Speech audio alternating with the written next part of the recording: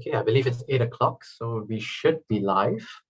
Let's start. Good evening, everyone, and welcome to the Bowl Program info session. My name is Yushan from Yayasan PETRONAS, and on behalf of the team, I'd like to first of all thank all of you for joining this info session on a Wednesday night.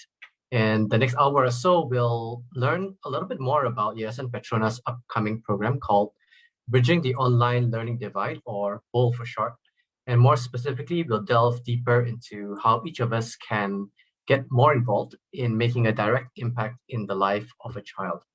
Now, before I hand the time over to my colleagues to walk us through the session today, I'd like to remind you that we've allocated quite a bit of time at the end for time of question and answer. So if you have any burning questions along the way, please feel free to post them in the chat, and we'll try our best to answer your questions either directly in the chat or during the moderated Q&A session later. All right, in order to not waste or take too much of your time, I'd like to hand the mic over to Tengku Noraida, Yayasan PETRONAS Head of Operations, to kickstart the session. Ida, over to you. Hi, Assalamualaikum warahmatullahi wabarakatuh and salam sejahtera. Thank you for taking the time out to join us this evening. I'm sure many of you are curious and would like to know more about this meaningful volunteer opportunity. If you have already registered as a volunteer, we'd like to thank you for that. But if you haven't already, we hope that this info session will encourage you to do so. We are Yayasan PETRONAS. We are Yayasan PETRONAS, the CSR arm of PETRONAS. Our mission is to enrich lives for a sustainable future. We at Yayasan PETRONAS aims to deliver sustainable impact, improving the quality of life and socioeconomic outcomes for communities across the nation through its focus areas in education, community well-being, and the environment.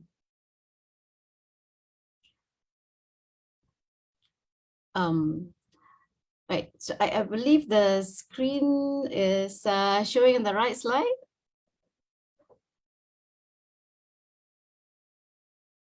Okay, so let me just go on. So now, right, thank you.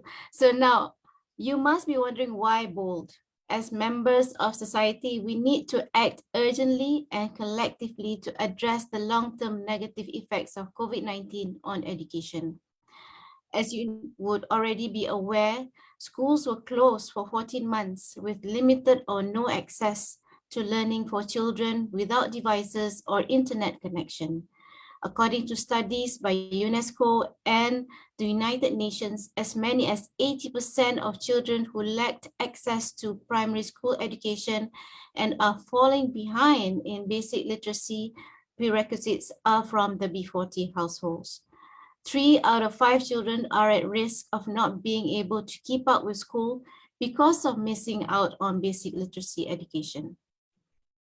During the 14 months when schools were closed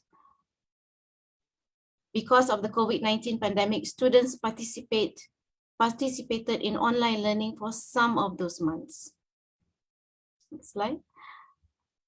So what are our goals?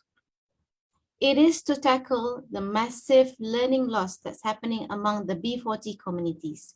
Sentuhan Ilmu Bridging the Online Learning Divide program, in short BOLD, will provide 2,000 underprivileged students with internet-enabled digital devices to engage in remote or hybrid learning and assist students with immediate learning support. These contributions will enable high-need students to participate in learning and catch up with their peers. And we hope this will help to address learning losses caused by COVID-19 for a Malaysia where all students have equitable access to education. The program will also directly support teachers' efforts in addressing the learning gap and aims to increase the rate of literacy among these underprivileged students. So what is BOLD? As I mentioned just now, it is a program that provides children in underprivileged communities internet-enabled devices digital modules, and one-on-one tutor support to access comprehensive literacy intervention through WhatsApp using provided literacy modules. It is a comprehensive support, as I mentioned, to address this learning loss. 2,000 students will be provided with internet-enabled digital devices to engage in remote and hybrid learning. With that, 1,600 volunteer tutors, and that's where you come in, are needed to provide online learning support through one of two models using WhatsApp, while the learning support for the remaining students will be provided directly by parents using Google Classroom. Our implementation partner, MyReaders, for this learning support program will provide one, effective learning teaching materials, training for volunteer tutors with tutor support through program coordinators assigned to each volunteer. So what are our target outcomes?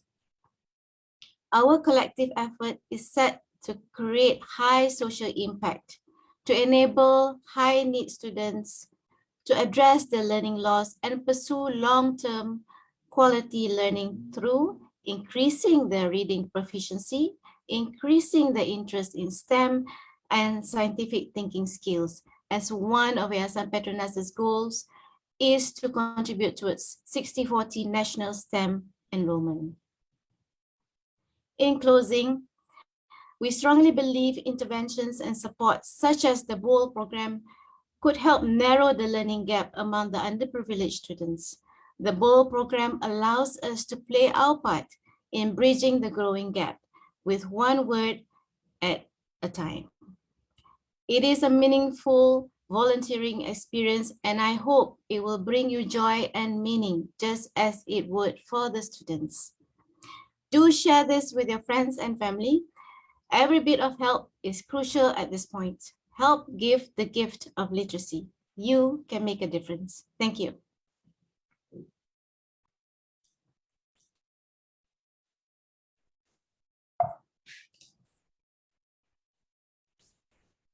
Thank you, Puan Aida. Lovely introduction to the program. Thank you for joining us today on a Wednesday night to hear about the BOLD program. So just briefly, we will cover a lot of these things in our info session. And right at the end, we will address questions that you have. So feel free to drop them in the chat. We'll be taking them at the end. So my name is Rachel and I'm from MyReaders. MyReaders is a nonprofit organization made up of a group of teachers and educators ourselves. Based on our first-hand experience with students in high-need schools, we designed structured literacy toolkits and programs to enable children to read through one-on-one lessons with the support of peer mentors, volunteers, and even parents. So over the years, we've worked with about 700 teachers and volunteers, and a lot of parents as well. The numbers keep growing over the years, and we've also worked with 30,000 students across the nation. In past programs, using a similar model to BOLD, students have shown significant growth of up to several years in reading proficiency. So most importantly, the program is not just a volunteering program or one that merely focuses on students learning English. You know, our mission at MyReaders is to empower communities through literacy, because we know that literacy is the key to being independent and making informed choices. Your mission, should you choose to accept it, is to create a safe space for a child to learn a new language and build confidence and comfort as they do so. So we want you to remember that the heart of this program is really the learning journey of the child. Our team is excited to welcome and support you in this journey to ensure that every child in Malaysia will be able to read. So the bond that you build with your students is what determines their experience in the program. And so in order to do this well, here are some things that we look at in the pairing between you and your student. So the second language, and also gender, and your availability when it comes to class timing. So let's dive into the role of a BOL volunteer tutor. As a volunteer tutor, you will be assigned to one child aged 7 to 9. We get this question a lot. Lots of you want to know, what are the ages of the children that we work with, and they're 7 to 9, so meaning early primary. And the role will be to provide one-to-one support for 1.5 hours a week delivered online through WhatsApp. So to ensure that students receive uninterrupted support by a familiar tutor, we ask that volunteers commit to classes for a continuous period of 14 weeks, which is equivalent to half of the program, because it's really that, that relationship that you build with the child that keeps them engaged throughout the whole journey. And let's face it, learning a new language can be really intimidating and scary. So we welcome volunteers who want to continue reading with the child. Let's say you think that, 28 weeks, no problem, I can do that. Sure, we welcome you to join us. So I will just explain a little bit more of the class structure. So most specifically, this is what a class session would look like. Your student will have access to all the learning modules and materials on their tablet. They will be independent. They will be assigned to go through lessons independently during the week. And then for your tutoring session, you will be provided all the relevant videos and materials for each week, including a lesson guide. And this will all be in a resource pack that you can access on Google Drive. For the first part of the session, you will prompt your students to read a text that they have read during the week, and then you will give them feedback about that. In the second part, you will give them instructions to complete a STEM exploration activity related to the theme, and you will discuss questions to stimulate their thinking.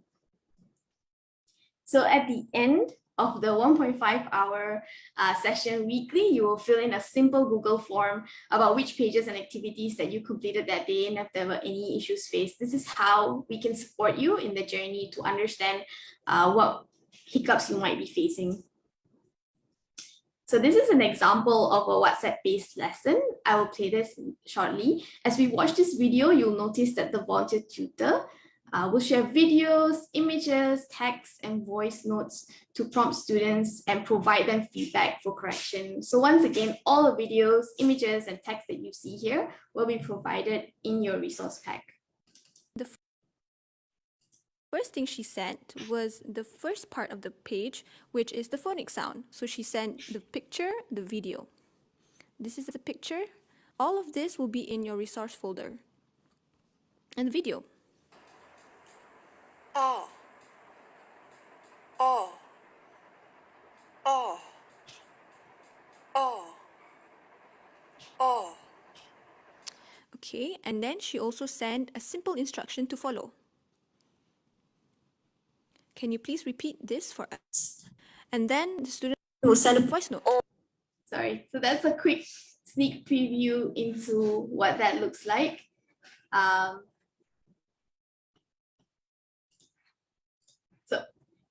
So don't worry about, because a lot of people want to imagine what does a WhatsApp class look like. So that's why we put it here for you to access and look at what it looks like.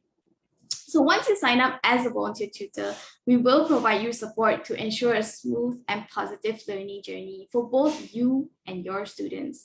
First, you will be given a self-paced online training module to be equipped with phonics knowledge and skills on how to teach your student using the MyReaders modules. Then you will attend a small group tutorial session facilitated by MyReaders facilitators and current volunteer tutors to give you a chance to practice teaching in a safe space and ask any questions that you may have about the reading sessions. In terms of program support, once classes begins, you'll be assigned a program coordinator you can contact for support throughout your involvement as a volunteer.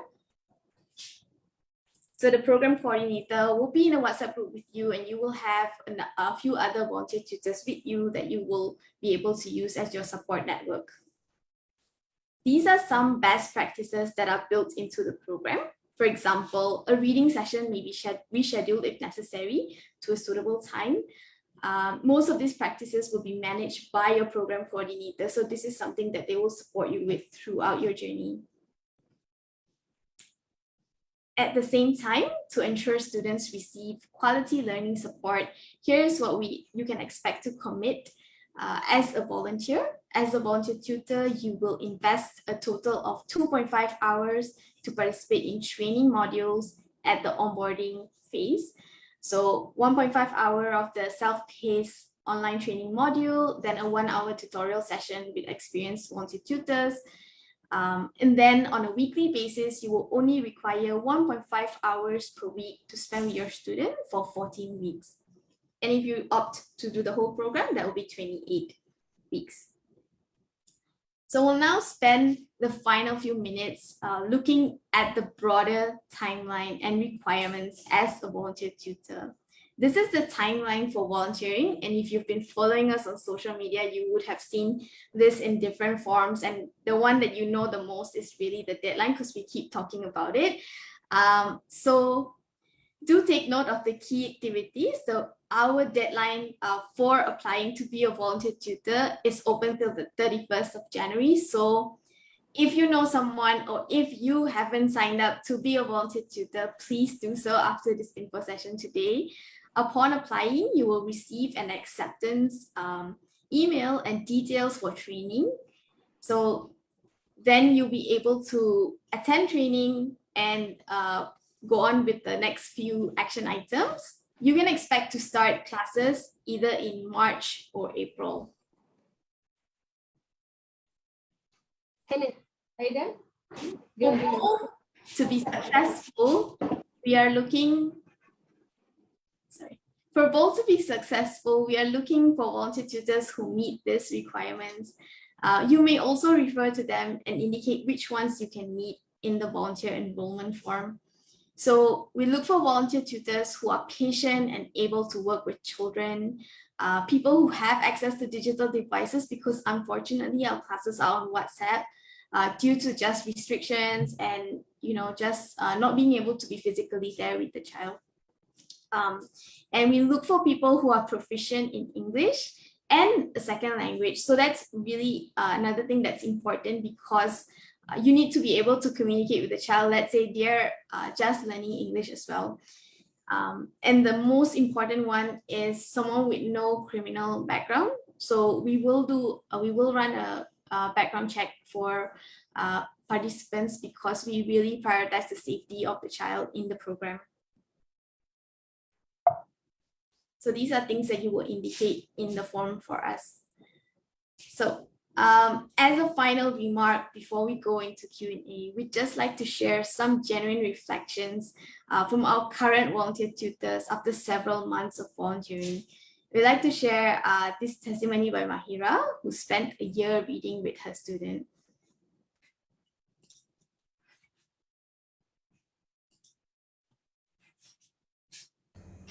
Hi, my name is Mahira, and I've been a volunteer with My Readers for more than a year now, especially throughout the pandemic. One of the main things I enjoyed about this volunteering was the fact that it has been integrated, that we can do it at home via WhatsApp, since we couldn't do it in person anymore, which was sad. But the amazing team managed to make a structure and syllabus such that we can do it in the comforts of our own home. So this helped a lot, especially for the students who can't go to school throughout the pandemic, and allowed them this exposure to English. Even though it's 1 hour a week, it still helps so much for them, rather than no exposure or exercise or practice at all. So one thing I want to celebrate about my student is how confident she's become in her reading. She would still try to read, even if the words are new or it sounds a bit funny. She's developed a sense of curiosity to try, and even though it doesn't sound accurate or there are mistakes, it's okay. We will read it through together again, and that just increases her confidence day by day. So I hope that she'll continue reading more, and that this program continues so that we can help even more students to practice and improve their English literacy. So, often volunteers reflect that the experience is as meaningful in their lives as it is for their students, and they gain joy from seeing the impact on their students and watching them grow. We know that by volunteering to teach these students, you will make a big difference for them as well. So it will be it will affect you both ways. Like it will help your student, but it will also grow you in many different ways. So for today, we also have a few volunteers with us to take your questions. So firstly, I'll introduce Aisha, who's been a long time volunteer with us and has also been a coordinator. So she's been on the other side supporting volunteers throughout their journey.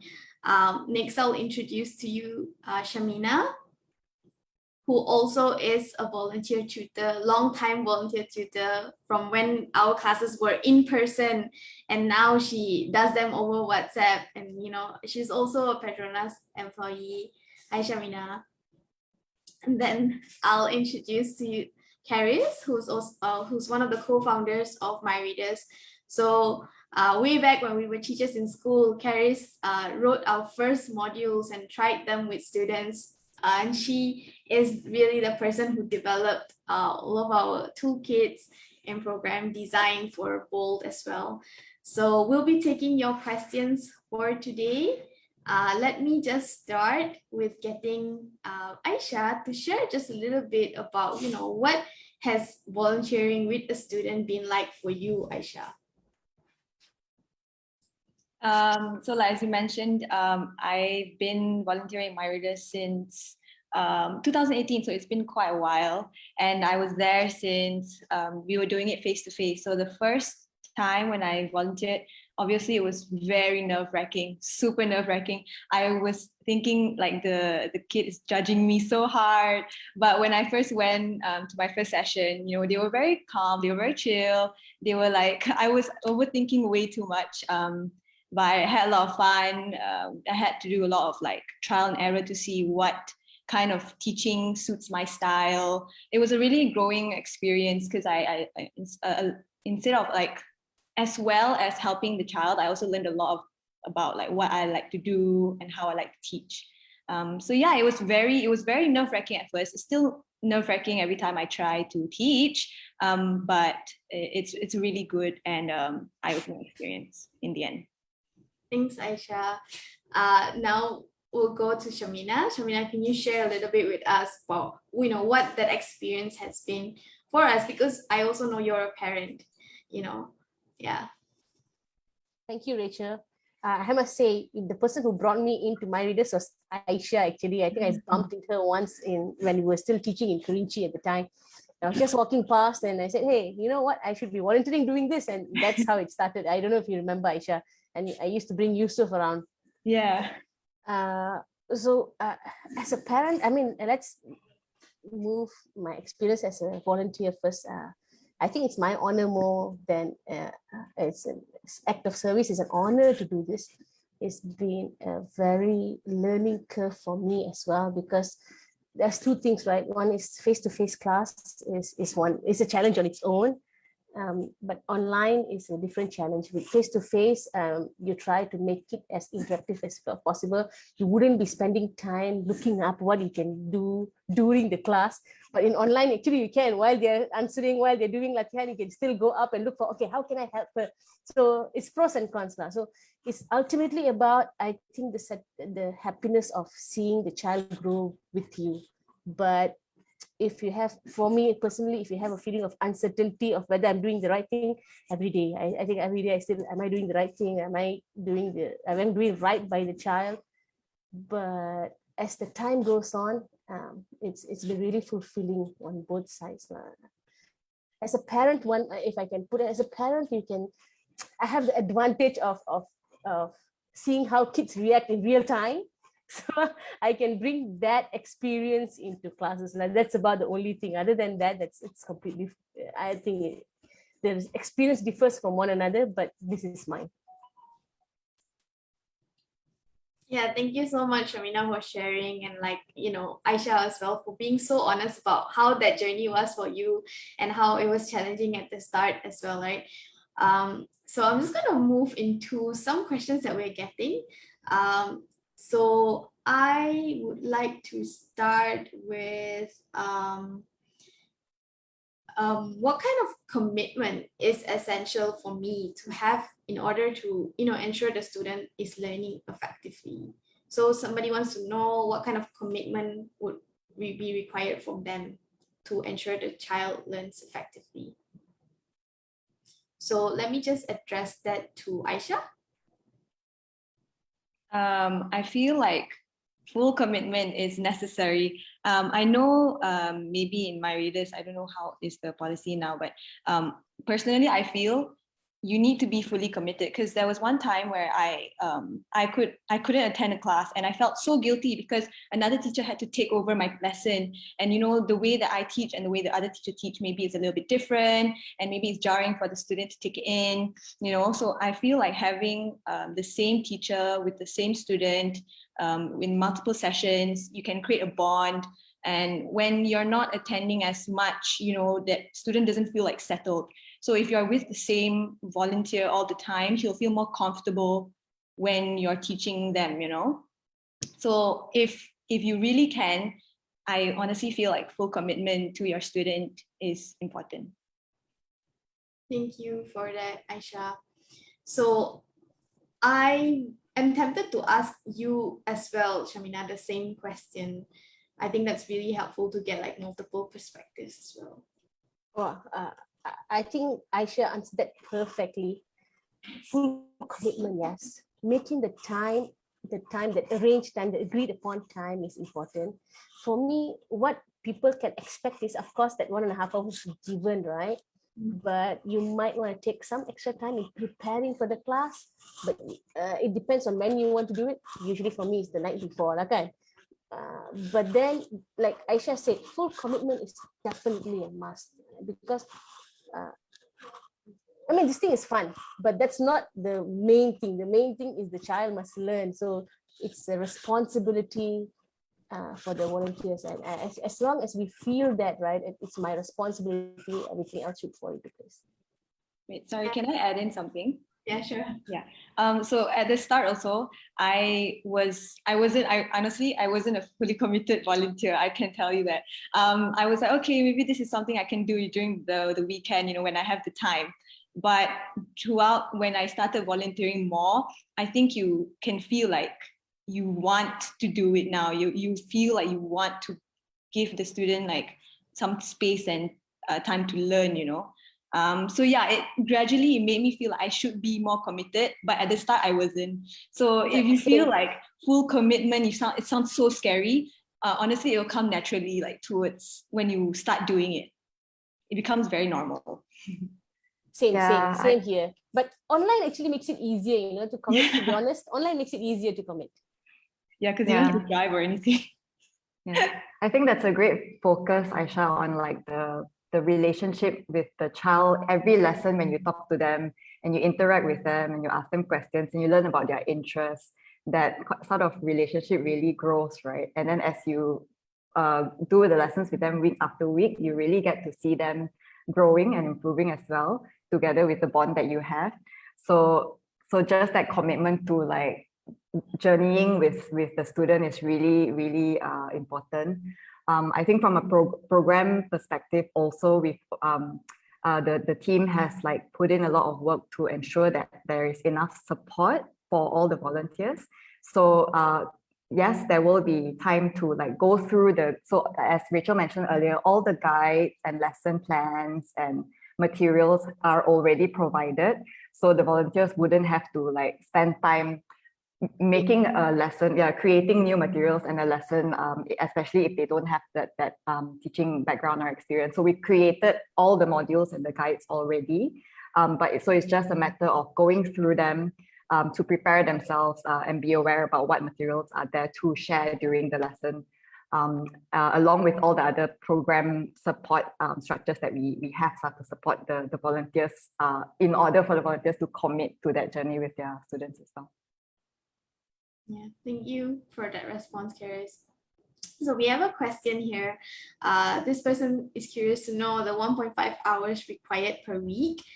Can it be split into a few sessions across the week?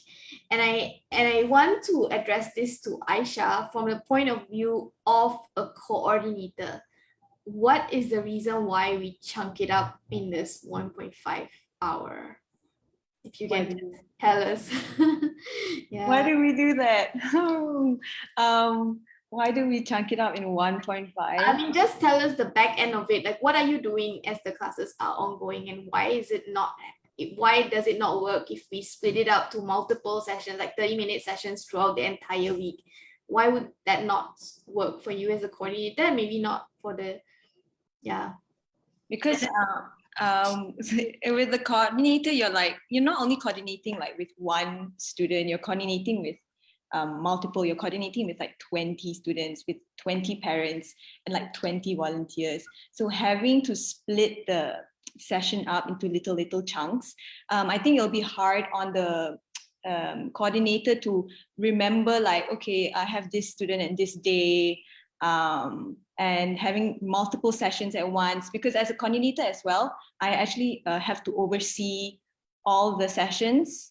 So you have to make sure, so you have to be somewhat present in when the classes are going on. So having to think about having multiple sessions in a week and then having a lot of students I think it's very hard to coordinate. I think having everyone there in that specific time, having to oversee everything, I think that'd be much easier as a coordinator. Thank you, Aisha. I can add as a parent too. Yeah. Can you imagine if I have to schedule 3 classes for my son or daughter over the week, and doesn't include other classes, and each session only 20 minutes? It's a scheduling nightmare. As a parent, I would not prefer that at all. Yeah, I think Aisha and Shamina both wrapped up just the logistical aspects of scheduling classes with students in a way that maximizes the time that we have with them, especially since we are working with students who are in government public schools. They also have their own school curriculum and agenda to go through. So scheduling that will actually be really troublesome. But if we slot in a fixed time per week, that's something that they can build into their routine. So as parents, teachers, they know, right? Like if they have a routine, a fixed slot every week, then that's something that they can commit to. But to have multiple is a little bit of a logistical nightmare.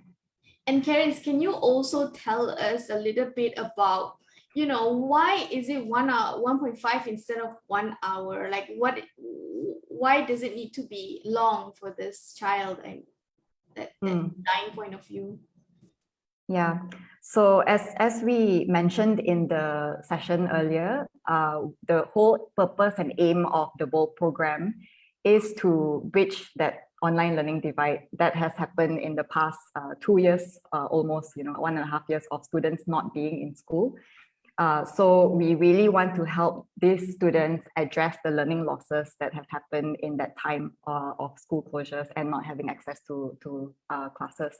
So that's why as part of this program, we want to make the full use of the opportunity of providing students the lessons, the content that will be covered, and the time spent with you as tutors, because that 1.5 hours is really going to just nice, I feel, to cover the aspects of helping them to grow their literacy, which is our main focus here.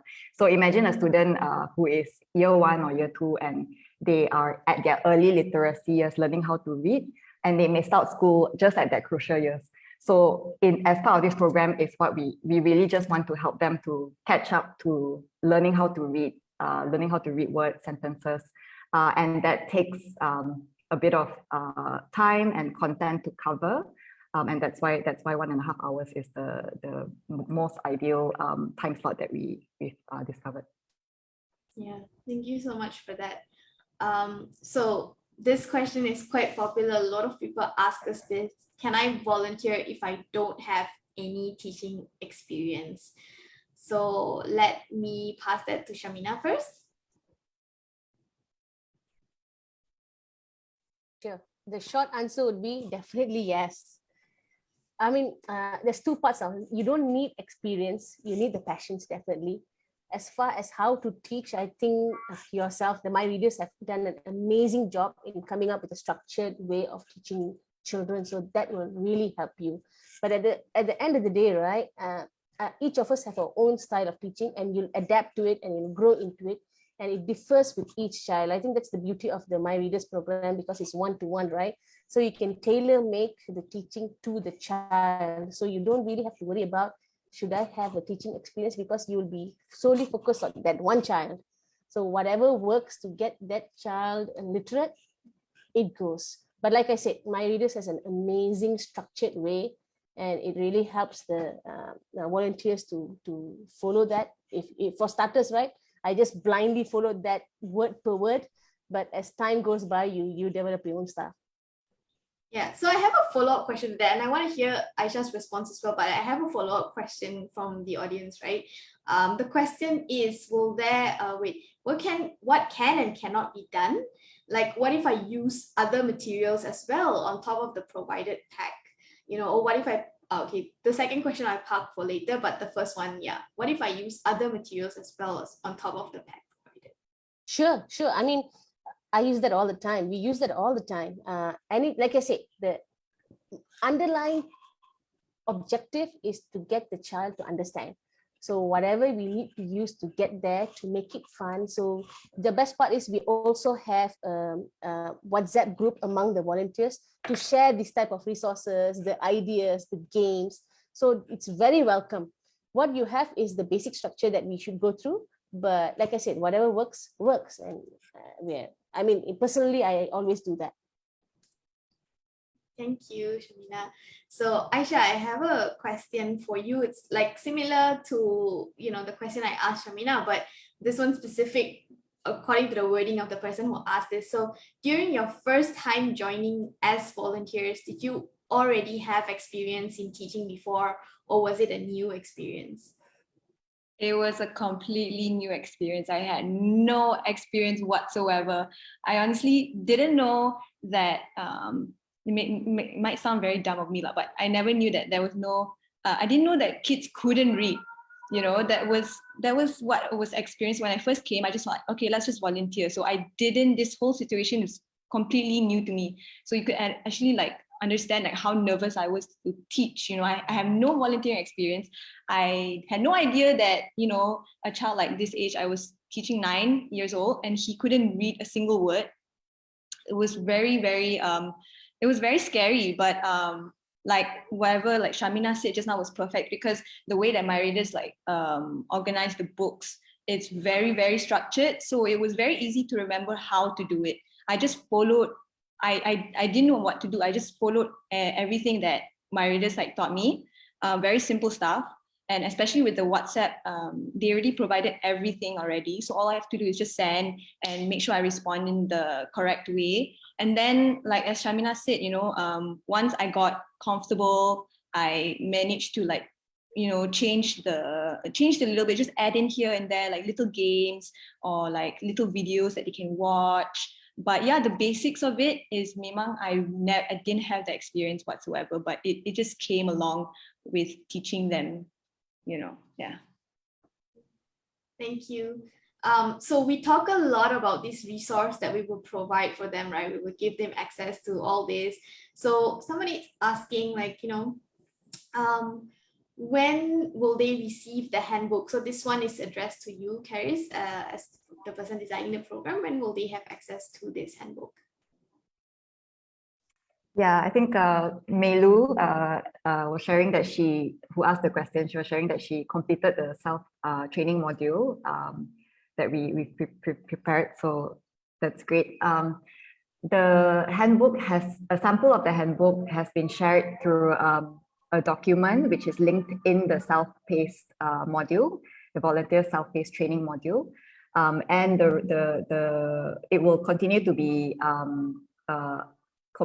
added on with more lessons, lesson guides as we go into the tutorial sessions as part of the training that will start soon. Yeah. Thank you for that, Carrie. So for those of you that haven't taken the training as well, this is made available to you. Once you've been confirmed, once you've completed the training, once you take the training, you will have access to the sample that they've been talking about, this resource that'll really help you in your volunteering journey. So related to all of these things we've been talking about to lessons, there is a question saying, will there be any target or expectations for us to ensure, the students complete the lessons within a certain time frame? So I want to address this to Aisha first. Okay, wait. I'll just address it to Shamina first from the point of view of a volunteer. As a volunteer, what is expected of you? That's a good question, actually, because initially I had the same doubt. Am I going too fast? Am I supposed to finish this? Am I going too slow? Because when you compare with the one who's doing beside, they've already come up, they already covered like a few pages already. What am I doing? But then slowly, I realized it's more about whether the child can progress faster. So over the years, I've had some kids who are very fast in the sense that they know what you need to do, and they say, you know what, you don't need examples, let me do myself, and they can progress a couple of pages a day. But I've also had a student who had speech impediment, and we had to go slower with the sick child. So for that, I suppose the end KPI is for the child to be better than when he started. We push them a little bit, but not too much that they can't grasp what's going on. I mean, that's personally, I suppose, as a parent, I would do the same thing, right? So it's more important that they learn what is taught than to finish the syllabus, but they only get 10% out of it. Personally, I would go that way lah. So that's basically it. Thank you, Shamina. So now, Aisha, you can respond both as a point of view as a volunteer and also as a coordinator, because you've been the one monitoring classes before. Like, what is your expectation of your volunteer tutors? So the first thing I would say is not to put too much of a high expectation in each class. For my readers, we believe like at least 2 pages is enough already, because we don't want to put too much on the student. If the student learn like 5 pages in that day, they are not going to retain a lot of the things that they're going to learn. So the max is 2 pages, and then like more reinforcement on like the sounds that they've learned, or like revision, or like games or something like that, but yeah, because again, if they learn way too much, they can't remember everything, and then in the end of the day, like you expect to learn like 10 new words, but in the end they only learn 1, and then you feel disappointed, obviously. But yeah, as long as the student like learns at least 2 sounds, or 1 is even fine, as we're just following the pace of the students. That's like the main priority, to follow like how fast they are or how slow they are. Yeah, thank you, Aisha. If I can add to that, right, Rachel, sorry. Yeah, I think the first month of working with the child, we learn about the learning pace of them, their bonding, because they are also scared. I mean, imagine we are basically a stranger trying to teach them one-on-one, right? So I think the first month, the first 4 or 5 classes is a lot about getting to know and understanding each other's pace. Afterwards, it kind of falls into place. Yeah. Thank you. Aisha, I'm curious, like as a coordinator, what would you have a response that's a bit different from, did you like, I don't know, chase volunteers who didn't read the 2 pages that you mentioned? Did they? No, actually, I feel like the volunteers, they were fine, because I feel like when they were doing their lessons, right, they followed, like the students mostly in our lessons, they never ever go more than 2. They never, like, usually I think it's like catered like to one sound every time. I've never actually seen anyone doing more than 2. I think it's just like perfect. The 1.5 is perfect for like 1 or 2 sounds. Carrie, from a program design point of view, what are your expectations of the volunteer tutors? Do you expect them to complete everything? And what if the child cannot keep up? Or what are some of the thoughts on your mind as you design this program as well? I think what we always emphasize with the programs is to focus on the child. As Shamina and Aisha has said before, it's the whole point of it being a one-to-one tutoring session is to give the opportunity for that, because the students don't get the opportunity in a normal, regular mainstream classroom where there are lots of students and only one teacher. So the students who we will be working with are likely to be the ones who are a little bit left behind from the syllabus of like the normal classes, you know. So that's especially where the tutors come in to give them that one-to-one support.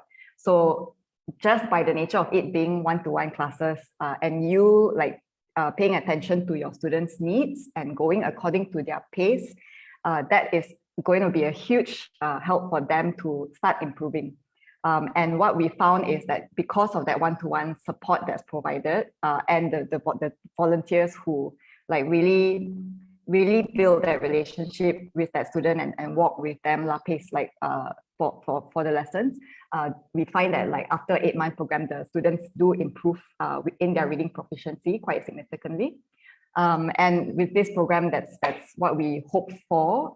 If you focus on the students, go according to their pace and their needs, don't worry too much about completing everything exactly as the guide is provided, because it is just a guide and it's there to support you in giving the resources that you need for your student. But just use it as a guide. Don't worry about having to finish everything or do everything. That's not the focus. The focus is on the student. And by the end of the program, we are hoping that every student will increase in their reading proficiency and they will increase in their curiosity in STEM principles. Thank you for that, Charis.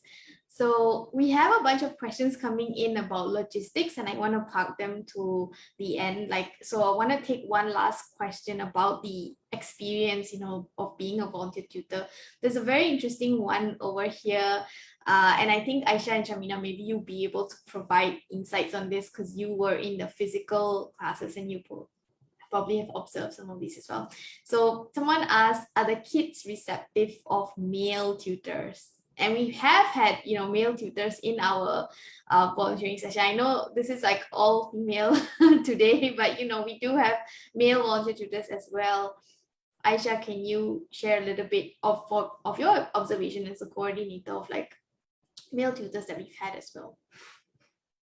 I think in this case, my readers is very selective in choosing the volunteers. We don't really, we actually never from when I was a coordinator, we didn't really bother much about the gender of like the pairing up between the volunteer and the student. Maybe they are more particular now but when it was physical, like we had the coordinators there to like ensure everything is safe. Also in like WhatsApp, we have the coordinators that will always be monitoring the sessions. That's why we never encourage like to WhatsApp call or video call or whatever, because everything is on WhatsApp.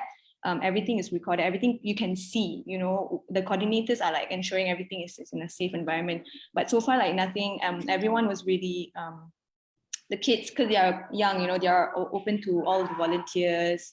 Yeah. Do you have a different response from Aisha, Shamina, when you observe the kids interacting with male tutors? There's significant difference between a female tutor and a male tutor. And then Charis, I'll ask you the question about security and safety as well on some of our practices now. Sorry, I dropped off. Okay, the question is, what's the question? Is it? Are the kids receptive of male tutors? So when you were volunteering, did you notice like a significant difference for the genders? Did the male tutors struggle with relating with their student? Would you know? Okay, this one with online I can't really say, right? But we can see during the physical classes. I don't think so, because I think I could be wrong, but I think the males and the females relate to the children differently, but each have their own pool. So I suppose during our face-to-face classes, the guys have no issues actually making the class fun, and I do see them.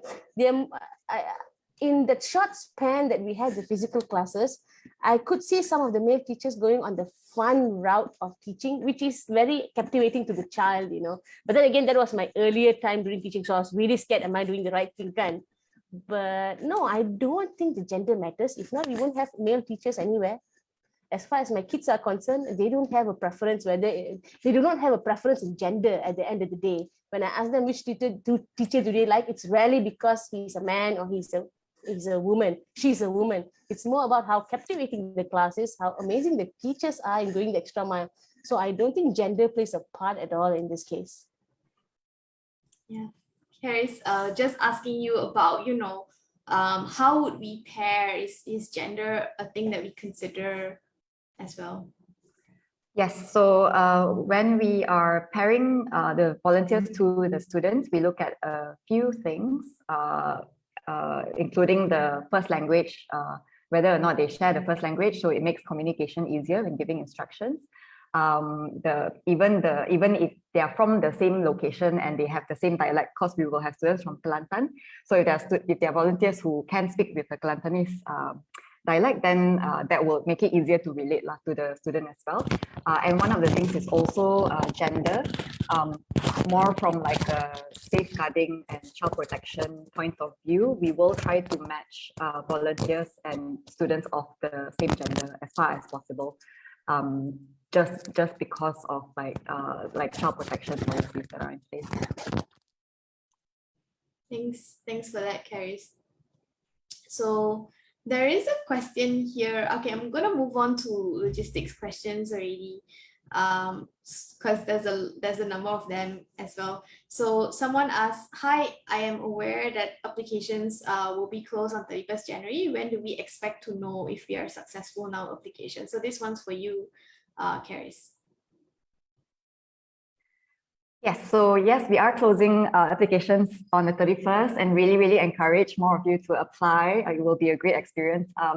And we will be sending out confirmations on your status of your application in February. We're looking at mid-February for you to be receiving the replies. So just a few more questions related to that, Caris. Like, people are really curious about the training. So when is the deadline to complete the self-paced training for the tutor?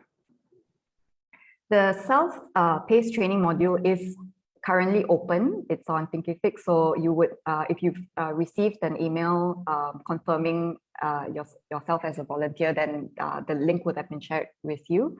If you have not, then if you've just applied, then you will receive a confirmation with that link.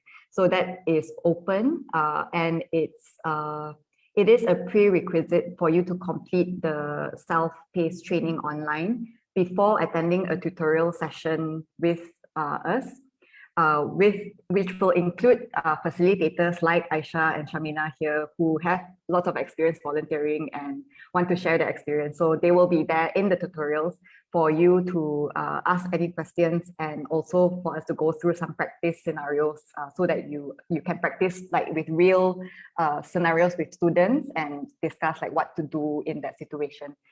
So those tutorials are open up until mid-February. So again, to recap, you will have to attend the self-training module, which is open now. And then after that, attend a tutorial session, which is on weekends up to, all the way available till mid-February, 19 February specifically. Yeah, so if you are a bit nervous because you haven't received your confirmation email, please don't. We're in the midst of because we need to make sure that we screen you. There's security concerns as well on our end. So that's the reason why you will hear back if you've applied very much earlier. If you've applied last year, you will hear back from us in the next 2 weeks. If you are just applying now, just give us till the end of February to confirm you as a volunteer. Yeah.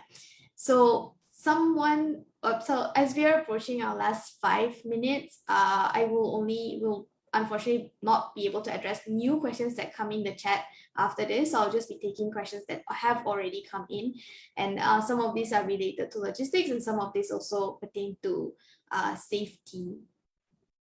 So someone asked, if we were accepted, is the whole 14 weeks online sessions only, or is it going to be face-to-face also? Yeah. Karis, can you address that one? Sorry, I was laggy a bit. So the question is whether the whole 14 weeks are online, right? Yeah.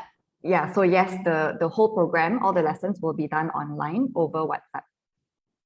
Can you also tell us, so another person asked, right, like we also related to this, what if I plan to visit to the kids' parents later down the line? Is that something that I can do? I see. Due to, because we really are looking into the security and safety of the child, and we are talking about 2,000 students, so we want to do everything we can absolutely to just ensure that they are safe, and we adhere to child safety policies and guidelines. So all the lessons and interaction between volunteer and student will be on WhatsApp with a program coordinator in the WhatsApp group itself. So there's always going to be someone monitoring the lessons, and all the interactions are recorded on WhatsApp anyway. We do not allow any interaction to happen outside of the WhatsApp group. So not even private chats. If your student messages you on a random weekend or whatever, that's not acceptable. So no private chats outside, no calls, and definitely no visits between volunteers and students. So strictly on the WhatsApp group, so that everything is clear and easy to monitor. Yeah, thank you, Karis. So I think, Shamina, you also had a really good answer to this the last time we talked about it. As a parent, yeah, what are your thoughts about some of our safety policies that we put in place? Like, we don't allow volunteers to talk to the child on the side, or the child to talk to the volunteer on the side. Do you want to chip in on why that's important as well? Yeah, sure. I've had actually one of my students before who PM me on a different note on a random day. But as a parent, right, can you imagine if you have a daughter or a son who's actually holding the phone and texting? Essentially, we are strangers. Even though we are teaching them over WhatsApp, we are at the end of the day strangers. So we have to put ourselves, even whether you're a parent or not a parent, the safety of the child is the utmost important thing. And nowadays with technology especially, I think I know the feeling that people might get, aku orang baik is the general feeling, right? It doesn't matter whether I know we are all good, but it's outside the point. As a parent, I would rather not my child having a personal conversation with the teacher without me knowing. So having the coordinator listening into my classes actually gives me a peace of mind. As a volunteer, it gives me a peace of mind, meaning that there's no untoward chatting going on. Yeah, so it's not only the safety of the child, as us also as a volunteer, it's actually safe for us as well. So I think having a coordinator is very important. And yeah, like I said, keep the child in mind in the first place. I mean, whenever we have these sessions, I think I always hang on to the same line. Think about the child. So I'm going to say the same thing here. Think about the child, whether you're a parent or not. So that's the reason why I know. Yeah. Thank you, Shamina. So I do have one other question that I wanted to take. So someone related to this, right? So we talk about, how safety is important and all of that. So someone asked us, do we need to record the tutoring session? So if Aisha, you can tell us how we monitor the classes that happen as a coordinator. No recording is necessary because we do it on WhatsApp. We actually create the WhatsApp groups, and the coordinators are in all of the WhatsApp groups. So when the session is happening, the program coordinators at that time will be looking through every single chat. So you don't have to worry about anything. You just carry on the lesson as usual. The program coordinators will be there to monitor. Yeah. Thank you so much for your response, Aisha. So we covered a lot of things in our info session today, things from, the content to the approach that we use with the students to the safety aspects of learning with strangers, right, online. So that's all the questions that we can address today in our info session. So I did see some logistical questions, somebody asking us like, oh, what if I cannot make it for this day? Can I work on a different day on the other hand? So those are things that we will schedule later, that we will match later. So if you're hesitating to apply because of that, just don't worry about it, submit your application. But of course, do remark that in the form and we will arrange accordingly. So we always match you based on your availability. For questions that we did not address in this info session, please email us at volunteer@petronas.com. I think I got that right, but I'm going to pass the time to Yushan to wrap us up for the day. Thank you so much for tuning in. Sure. Thanks, Rachel and Karis. And I think a special thanks to Aisha and Shamina for sharing your personal experiences as seasoned tutors. Personally, as a soon-to-be first-time male volunteer myself, I feel really assured hearing from the both of you. And I really hope that everyone listening in is as fired up as I am to volunteer for BOLD, and that the explanation about the type of support that we will provide each volunteer is sufficient to calm your nerves and give you the assurance that your contribution will truly make a difference in the life of a child. There are about, I think, 5 days left to register as a volunteer tutor. So I would like to make 2 simple requests on behalf of the BOLD team to end this session. The first, if you have not signed up, please do so. If you're nervous, like I am sometimes, I'd like to encourage you to take this as a new challenge for 2022. Sign up and we'll grow and improve together on this journey. The second request would be, if you know anyone among your friends or family who would fit the bill, be a great volunteer tutor, please do help us spread the word and encourage them to sign up as well. And with that, I think, thank you so much for your time. And we at Yayasan PETRONAS and my readers look forward to working together with all of you to bridge the learning divide. So thank you so much for your time. Good night, and we'll meet again as volunteer tutors. Thanks.